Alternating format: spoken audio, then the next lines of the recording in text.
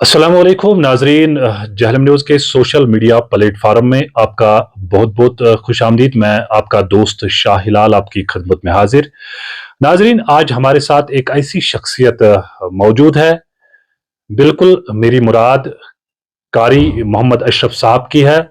जो दारुल आरिफा खदीजतुल कुबरा गडोल कुकरनाग में कायम है। उस दारुल आरिफा और खदीजतुल कुबरा के सरपरस्त आला है मौलाना कारी मोहम्मद अशरफ साहब। हमने मौका गनीमत समझकर दारुल उलूम के हवाले से बात करेंगे, या जितने भी इस्लामी दरसगाह है कायम है वादी कश्मीर में, तो उन दरसगाहों में, उन दारुल उलूम में जो बच्चे ज़ारी तालीम है, जिन्हें दीनी तालीम से रोशनास किया जा रहा है, कुरान हदीस जिन्हें पढ़ाया जा रहा है, हमने वक़्त गनीमत समझकर कारी अशरफ साहब से बात करने का जो शर्फ हासिल हुआ है, आप तक इनकी अहम बात पहुंचाने की, क्या कुछ करने की ज़रूरत है, वक़्त की ज़रूरत जो है, उलमाए किराम को क्या करना चाहिए, दीनी तालीम के साथ साथ क्यों ना दरसगाहों और दारुल उलूम में बच्चों को दुनियावी तालीम से भी रोशनास किया जाए। मौलाना साहब, आपका बहुत बहुत शुक्रिया अपना कीमती वक्त देने के लिए। जज़ाकल्लाह, शुक्रिया। तो आपसे जानना चाहेंगे कि जितने भी वादी कश्मीर में इस वक्त दारुल उलूम चलाए जा रहे हैं, जहां पर बच्चे अक्सर बेशतर गरीब घराने से ताल्लुक रखते बच्चे या यतीम बच्चे जो होते हैं, वो कुरान हदीस की तालीम वहां पे हासिल करते हैं, तो काफी सारे वालिदैन की ये भी गुजारिश रही, ये भी मुतालबा रहा, ये भी मांग रही कि उन बच्चों को अगर वहां पर दुनियावी तालीम भी दी जाए तो बेहतर रहेगी। देखो, जिन वालिदैन की ये दरख्वास्त रही है या तमन्ना रही है, ये जायज़ है। और शायद हम देर भी कर चुके हैं। एक दारुल के अंदर कोई बच्चा या बच्ची अगर आ जाए, अक्सर वो गरीब तबके की रहती है या यतीम रहती है, या कोई माली एतबार से भी वो काफ़ी कमज़ोर रहती है, और या कोई बच्चा भी हो वो भी इस तरीके से कमज़ोर रहता है, तो उसको दारुल के अंदर भेजते हैं। और अब लोगों का भी ये एक ज़हन बना है कि चलो भाई, अगर हमसे खर्चा पूरा ना हो सके तो उसको दारुल में भेज दो। लेकिन मेरा मानना ये है कि अगर हम किसी यतीम और गरीब बच्चे को या उसके ख़ानदान को गुर्बत से निकालना चाहें कि बल्कि उलमाओं पर एक बहुत बड़ी ज़िम्मेदारी है कि हम 100 साल से 200 साल से ज़कात ले रहे हैं, लेकिन हमारी कौम दिन ब दिन जो पीछे जा रही है, उसकी मेरी एक छोटी सोच के मुताबिक उसका रीज़न यही है कि हम अपने बच्चे को दीनी तालीम देते हैं और ज़रिए माश भी वही बनाते हैं, तो और फिर उसको आगे परेशानी हो जाती है। उसके दो नुकसान है। एक नुकसान तो ये है कि वो अपने दीन से भी हट जाता है, क्योंकि वो फिर दुनियाई कामों में लग जाता है, जबकि उसके अखराजात पूरे नहीं होते हैं, तो वो दीन से बदजनी का शिकार भी हो सकता है। और इस वक्त एक अहम ज़रूरत ये भी है कि अगर हमारा हाफिज़ है, आलिम है, या कोई आलिमा है, हाफिज़ा है, और फिर यतीम गरीब घराने की है, तो जब तक हम उसको एजुकेशन की तालीम नहीं देंगे, तब तक वो उस बहरान से नहीं निकल सकती है। ये मेरा एक मानना है, और उसी को मद्देनज़र रखते हुए हमने इस इदारे को कायम किया 2010-11 में,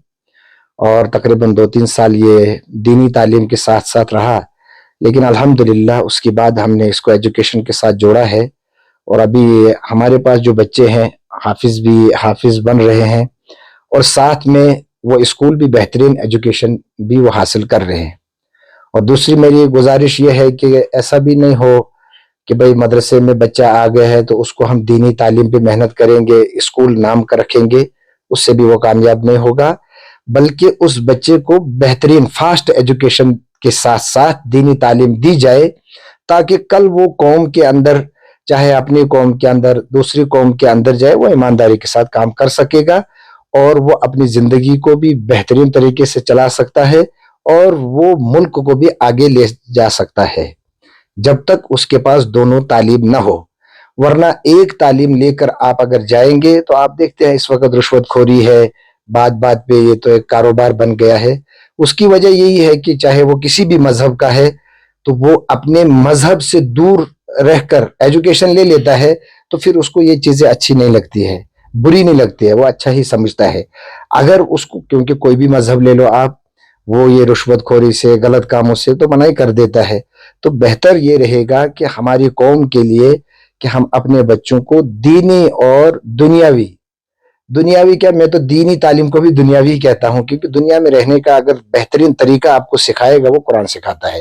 تو ہم دونوں تعلیم بچوں کو دیں گے تاکہ ہماری قوم بھی آگے جا سکتی ہے، ہمارا ملک بھی جا سکتا ہے، اور جو یتیم اور غریب بچے ہیں وہ بھی اس بحران سے نکل سکتے ہیں. یہ میری ایک چھوٹی سوچ ہے. چلیے، بہت بہت شکریہ. یہ تھے قاری محمد اشرف، دارالعارفہ خدیجۃ الکبریٰ کے سرپرست اعلیٰ جو گڈول میں قائم ہے. ان نے ایک بہترین تجویز رکھی ہے تمام علماء کرام کے سامنے کہ انہیں بھی چاہے جس طرح دارالعارفہ خدیجۃ الکبریٰ نے اب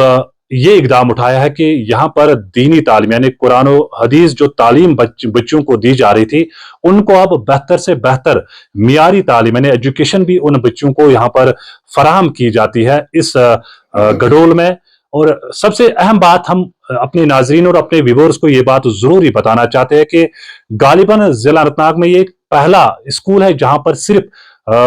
بچیاں جو ہے زیر تعلیم ہے، کیونکہ یہاں پر کو ایجوکیشن انہوں نے نہیں رکھی ہے. اور ان کا کہنا ہے کہ جتنے بھی دارالعلوم وادی کشمیر میں چلائے جا رہے ہیں یا چل رہے ہیں، جہاں پر اکثر و بیشتر یا تو غریب گھرانے سے تعلق رکھتے بچے ہوں گے